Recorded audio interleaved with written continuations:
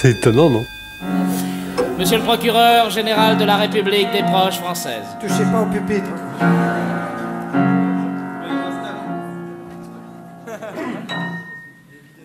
Eh bien, monsieur le président, public chéri, ce 5 février 1952, un froid intense figeait la France entière, son petit froid sec qu'une mauvaise petite pluie fine. Moi-même, je ne suis pas un peu givré. À cette époque, la France se relève à peine de ses ruines provoquées en grande partie par les bombardements anglo-américains de 1945, financés par les capitaux étrangers judéo-plutocratiques. Ce n'est pas vraiment le sujet du réquisitoire contre Daniel Balavoine, mais pendant que j'y suis, je pense qu'il est bon de rappeler de temps en temps aux Français que quand même 70% des Marines américains qui ont participé au débarquement en Normandie le 6 juin 1944 étaient francs-maçons. C'est pas tout, ils ont rien nettoyé en plus. En plus, ils n'ont rien nettoyé. C'est vrai, merci maître. Et les 30 autres pourcents étaient des nègres de tendance communiste. Faut le dire de temps en temps. Oui, le maréchal vous remercie. 5, merci. Pardon. Non. Non. Moi, tu me lances, je pars. Oh. 5 février 1952. Il y a un an, jour pour jour, à 6 mois près, le maréchal Pétain s'éteignait sans bruit à l'Île-Dieu. Quand je dis qu'il s'éteignait sans bruit, il craquait un peu quand même. Il était usé. Les obsèques du vainqueur de Verdun furent très émouvantes, mesdames et messieurs. À l'entrée de l'église, Juliette Boisrivaud et Eliane Victor vendaient le numéro 1 de Elle. Vous saviez ça? Le premier hebdomadaire féminin en couleur. Je revois encore la couverture, il y avait une photo de Madame Delatte de Tassigny en noir. Et le texte c'était « Cette semaine, comment être la plus belle pour aller à l'enterrement ?» Magnifique numéro de Elle. Dans la nef, Albert de la Chut, le génial inventeur de la minute de silence, fermait sa gueule. C'était une très très belle cérémonie, mais revenons-en à ce 5 février 1952. Rue de Grenelle, où se trouvait alors le siège de la radio française parisienne, le speaker de Paris Inter venait de s'interrompre dans la lecture des cours de la bourse. Comme le disait si bien le regretté Roland Barthes, mieux vaut être court de la bourse que long de queue. Non, mieux vaut faire la queue à la bourse. Là, c'est pas ça. Ça fait rien, ça fait rien. Ça fait rien, monsieur le procureur, ça fait rien. Je vous prie de m'excuser. Je vous en prie, je vous en prie. Donc, on annonce à Alençon la naissance d'un garçon, domicile de monsieur et madame Balavoine, les célèbres fonctionnaires moyens du Sud-Ouest. Et de sources généralement bien informées, l'enfant ne serait autre que Daniel Balavoine. Le président Edgar Faure a d'ailleurs envoyé un télégramme de félicitations à la famille avant de s'envoler pour Saïgon, où les forces Viet Minh sont, pour ainsi dire, complètement écrasées. Réfléchissons un peu. Février 52, décembre 80. Près de 55 ans ont passé. Près de 41 ans ont passé. Pouf pouf. Février 52, décembre 80, le temps a passé. Après une courte carrière de chanteur au cours de laquelle sa voix de tête à cheval entre Tino Rossi et Luis Mariano lui vaut la faveur d'un public. Quand je dis à cheval entre Tino Rossi et Luis Mariano, c'est une image, je veux dire. Oui. Non, je devrais dire, sa voix de tête se situe entre Tino Rossi et Luis Mariano. C'est-à-dire que t'as Tino, Balavoine et Mariano. Vaut mieux mettre Mariano devant, d'ailleurs, parce que sinon... Excusez-moi, c'est pas évident. Toujours est-il que la voix de cheval de Daniel Balavoine lui vaut la faveur d'une jeunesse angoissée qui se cherche où dans l'inquiétude et qui se retrouve où dans les chiottes pour fumer du hachis. S'il vous plaît. Les femmes donc sont folles de Balavoine. Il y a 2 ans, une sainte femme. Bref, et puis, brutalement, Balavoine en a assez de la chanson. Certes, c'est bien payé, mais il n'y a pas de cantine ni de ticket restaurant. C'est le découragement.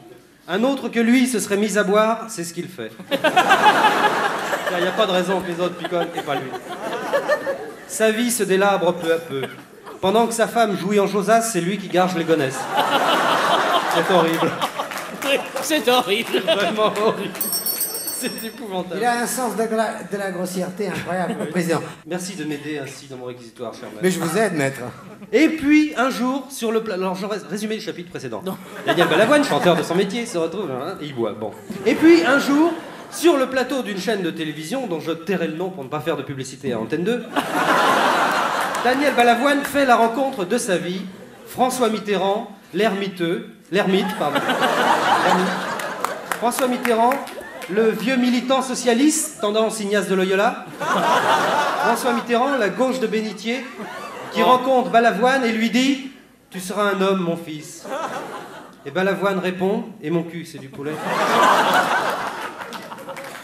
Déçu, Daniel Balavoine quitte alors Mitterrand, qui se drape dans sa dignité et dans son cache-colle de chez Monsieur Ségala. Tu connais le cache-colle de chez Monsieur Ségala? C'est de la pure laine vierge pour faire encore plus ermite sur les affiches, tu vois. Pauvre Balavoine, le voici qui erre de taverne en bistrot, gorgé d'amertume et de mauvaise bière. À minuit, il est ivre-mort et pisse sur les voitures garées place de l'Hôtel de Ville. C'est à ce moment-là qu'il fait la seconde rencontre politique de sa carrière, en la personne de Jacques Chirac, qui sortait de son bureau au même moment. « Jeune homme, dit le maire de Paris, moi, je fais où on me dit de faire. » Et, joignant le geste à la parole, il lui apprit le caniveau. Quelques jours plus tard, Balavoine, de plus en plus écœuré par la politique, reprenait le chemin de son sud-ouest, et sur le quai de la gare d'Austerlitz, il croisa Georges Marchais qui s'était trompé de gare et qui partait pour l'URSS, où il espérait se faire refaire la gueule par un derriérologue de Moscou. Je me demande si vous n'exagérez pas un peu, monsieur. Pas du tout, c'est votre vie. C'est quoi le communisme sans qui Balavoine, de plus en plus en quête d'idéal politique? Le communisme, dit Marchais, c'est quand les pauvres ils sont riches et que les riches ils sont pauvres et que c'est les chefs de bureau qui commandent et on vire Giscard et on fout sa femme en tôle au pôle Nord. Anémone au pôle, elle est bonne. Anémone au pôle.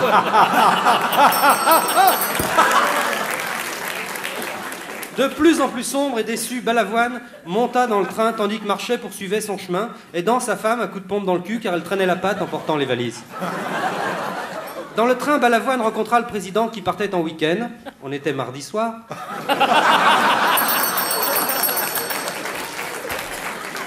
Vous vous représentez en 81, monsieur le président, demanda le pauvre chanteur. Ça dépend, dit le président. C'est quand? Ah, c'est en mai, l'élection. En mai. Ah, ma merde, c'est un dimanche. Ça tombe mal. Non, parce que le dimanche, je vais à la chasse. Il va tirer à la chasse. Ah, marqué en mai, la chasse est fermée, alors peut-être bien que je me présenterai quand même. Et après ça, pauvre pomme, ça vous étonne qu'il y en ait des qui font campagne pour Coluche?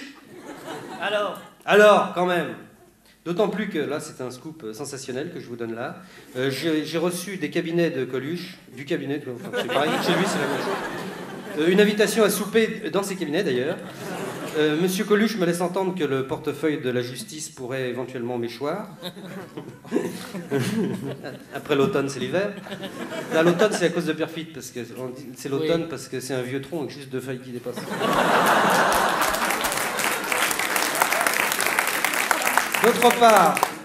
D'autre part, monsieur Coluche, ne cachant pas son désir de voir Balavoine au ministère de la Culture, je ne saurais demander la tête d'un futur copain de partouze. C'est pourquoi, exceptionnellement, vraiment exceptionnellement, je demande l'acquittement. Oh, merci, Pierre.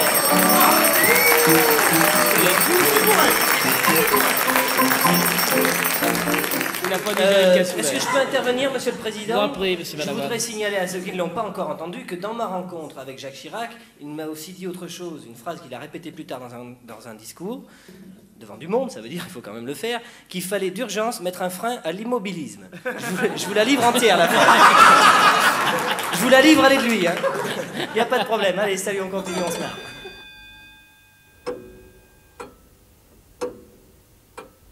C'est étonnant, non?